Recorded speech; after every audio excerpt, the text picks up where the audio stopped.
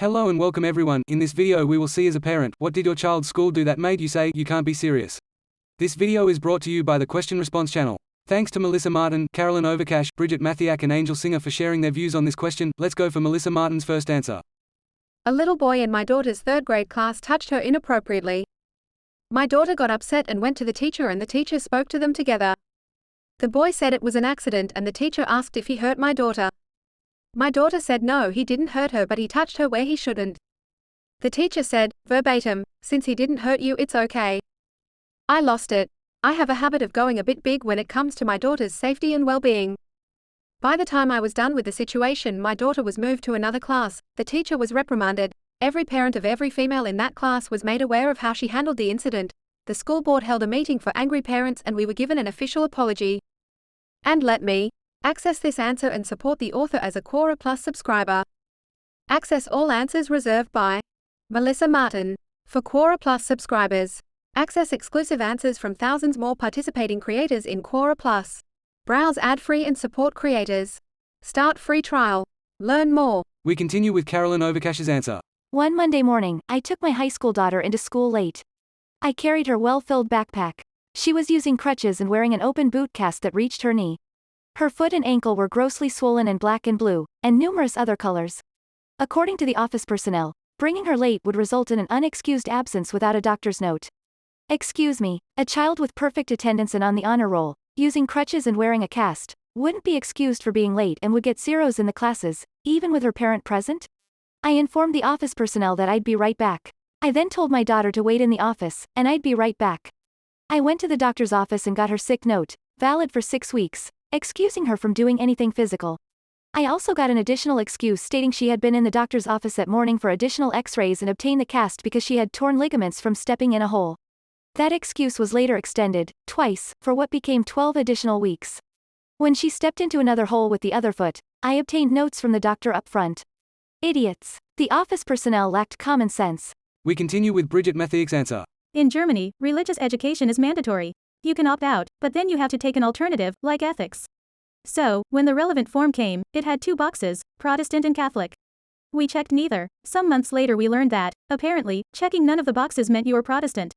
School in Germany is really rigid, so my husband and I decided to just let it rest. Some weeks later, I met with the principal over a donation that I was making. She asked me how I liked the school and I related the story as a funny anecdote.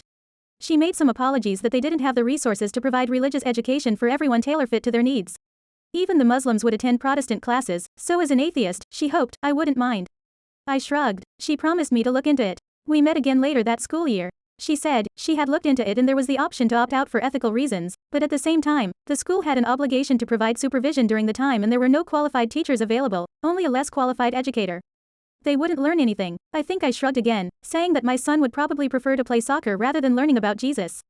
Before the summer break, we got the new form and it read, religious affiliation, O Protestant, O Catholic, O soccer. The next answer is from Angel Singer.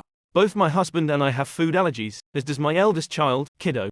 Prior to Kiddo starting preschool, I set up a meeting with the director and his teacher, Myrna, to discuss his allergies in detail, and I also turned over various instructions and medications we hoped he would not need. Fortunately, none of his allergens are life-threatening, just miserable. The director added my child and his allergens, along with 3 or 4 other kids and their allergens, to a set of posters affixed to the fridge, 2 cabinets, and the pantry door, all in large print and bright colors. They referred to these collectively as the list. They assured me that they have had kids with various allergies over the years, and that the list system had worked quite well for them. I was satisfied with their precautions, and I left the meeting feeling confident. That feeling ended a few weeks later, when I was at work and got a phone call from Myrna.